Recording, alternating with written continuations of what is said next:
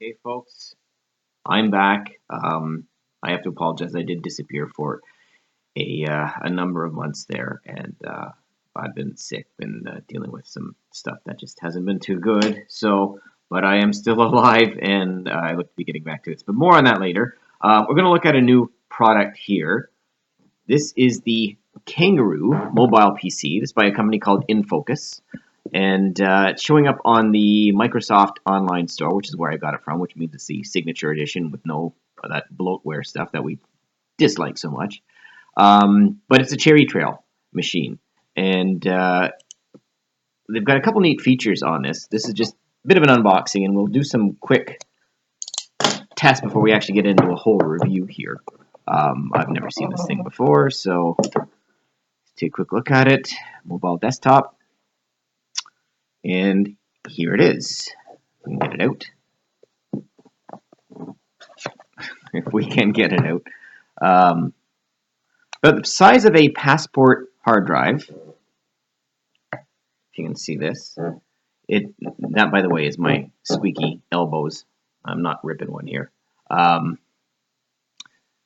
It has a... Oh, look at this. You can hang it from something. They have a kind of a neat idea with this. It will hook into an iPad. You can use a Windows desktop on your iPad, and I guess it mirrors it. So it's apparently MSRP is $100 US. I got it up in Canada where it's a little bit more expensive. Microsoft Store had it for 150 or so, but still, it's a portable PC. And as you can see here, we've got the HDMI out, USB 3, USB 2, and there's our headphone jack. This piece here is an external dock. Let's see if we can disconnect this. Why this exists as an external piece, I'm not quite sure, but it does. It just snaps in there. And it's got an SD card. There's our power. Now, speaking of the power, we do have a bit of a small power brick here with a three-prong inlet, so it is not one of the little power bricks that plugs directly into the wall. And there's our power. So no HDMI cable or anything. It's passively cooled, and of course it uses the Intel Atom X5 8500 processor. And again, that's a cherry trail, which is up from the Baytrails that we've looked at.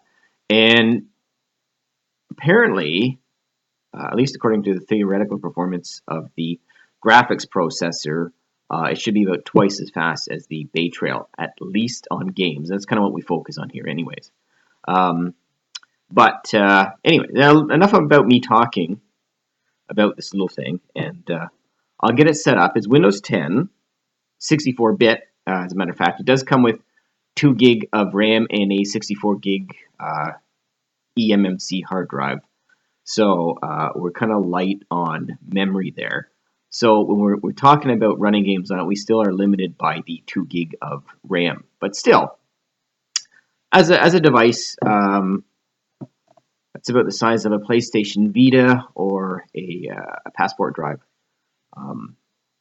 It's not bad. It's interesting for $100, and might be worth picking up, at least for those of you who have an iPad and can use a Windows desktop on it. It does have a 4-hour battery in it, which I'm guessing is the primary idea behind that. Is you carry it with you. You carry it with your Apple device and plug it in, and off you go. So anyways, enough about that. Let me just stop the video. We'll plug it in and just do a quick look at it, and before we actually get into a whole review later on. Okay, thanks for watching. Bye-bye. All right, I'm just setting this up here, and sorry for the wobbliness. I am holding this by hand, but I just wanted to mention something. Windows 10, even more so than Windows 8, and I think a lot of you are now probably using Windows 10, or if you're upgrading, getting a new machine that has Windows 10 on it. I just wanted to mention this. You'll notice it's got a little screen that says Get Going Fast, and it wants you to use the Express settings, which adds a lot of this snoop and creep background processes in place that Microsoft has. So I just want to mention, it's just me, but something to consider. Click on Customize Settings and turn off this stuff, personalization. Um, so this one, it attempts to send contact calendar details along with all your other stuff to Microsoft on by default. We don't want that. And now it wants to almost use like a keystroke kind of monitor on you too. Sends shit to Microsoft, so shut that off. Send typing and inking data to Microsoft to improve recognition and suggested platform. Let apps use your advertising ID for experiences, and let Windows know where the hell you are. So, just wanted to mention when you're setting up Windows 10, never pick their Express stuff. Oops, I forgot to turn that. Keep that off.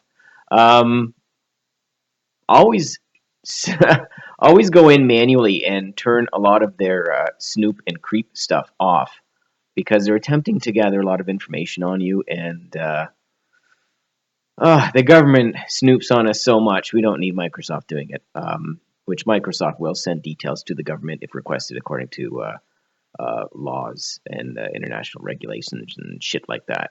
um, can't give you the details on that, but I mean that was talked about a couple years back. So anyways, enough of that, and let me just finish this off, and we'll just take a look at it quickly. Okay, thanks, bye. Also, on the second screen, you'll notice use page prediction to improve reading speed, browsing, and make your overall experience better in Windows browsers. Your browsing data will be sent to Microsoft. So if anyone likes to go on torrent sites, check things out, download from HTTP, even, heaven forbid, look at porn, Microsoft will know all about it unless you turn this shit off. So beware. Okay, just thought I'd mention that. Bye-bye. All right, so here we are running Minecraft on the Kangaroo mobile PC. I was running out of words there. Sorry about that. As you can see, hopefully you can see this. I don't have Fraps running, but I've got the native info running here out of F3, and we're getting 37 frames per second. It does drop down to 27, 18, 20 kind of thing. Now, this is the vanilla version of Minecraft. It's 1.89, no mods on it, and of course, no Optifine mod. And well, when we do some proper testing on this thing, we will load up Optifine, and we should see about a 50% to 100% improvement in the frame rate, depending. And what I've got here, just show you the options. There we go. Graphics is fast. Smooth lighting, we've got a minimum. Clouds is fast. And it maps to render distances down to 5 chunks. It doesn't matter if we pop it up a bit. And particles are minimal, and I turned VSync off. And of course, entity shadows are off as well. So natively, it'll get the job done here in Minecraft. Minecraft is very CPU limited as well. So when we do get the Optifine loaded, it should take a lot more resources and overhead off of the CPU. So we don't get a good idea of how much of an improvement the additional execution units in the Cherry Trail platform have for graphics. So anyways, stop this. I'll put something else on quickly, and we'll be done with it. All right, thank you. Oh, by the way, this display is 1360 by 768, and same as a laptop kind of thing. One thing I will mention too, just running this on the little mobile PC down at the bottom, you'll see the blue light is on. It runs hot. Cherry Trail is very hot. So unfortunately, it's a smaller die size, but the processor, because of the extra execution units for the graphics processor, which is embedded in it in that system on a chip there, it does run quite hot, a lot hotter than the Baytrails. So for those of you who are purchasing something like this, the X5 Z8500 CPU or any of these little atoms in a tablet, it'll probably run pretty hot. So just be warned of that. Anyways, I'll stop blabbing, on to the next little bit, and talk to you soon. All right, the last little bit of a test here, and this is Skyrim running on the little Kangaroo mobile PC with the Cherry Trail in it. And I think we're seeing the results of some throttling. We're going to have to do more tests on this because right now you're seeing 18 frames per second. It was up to 24. It's dropped to 18. As I was saying, this does run hot, these Cherry Trails. And this is the case of this little mobile PC has got more room in it, of course, than a tablet. So you're going to be seeing a lot of throttling in a tablet if that's what this is doing right now. So what we're seeing is about 9 to 10 frames per second less than the exact same spot with the exact same settings on the Baytrail platform as referenced by the X205TA. So at the same point, we were seeing about 17, or sorry, we're seeing 17 right now. We're at 17, 18. We were seeing 27 frames per second standing in this very spot with these same settings at 800 by 600 low settings on the X205TA. So that is really shocking, seeing as how we have a very small increase in clock speed of the CPU here with the Cherry Trail, but we've gone from 4 execution units in the GPU to 12 here in the Cherry Trail, and we're seeing hits of 10 frames per second less, which is a huge, huge difference, and quite frankly, absolutely shocking. So what I'm going to do, we will be doing more testing with this platform, and what else?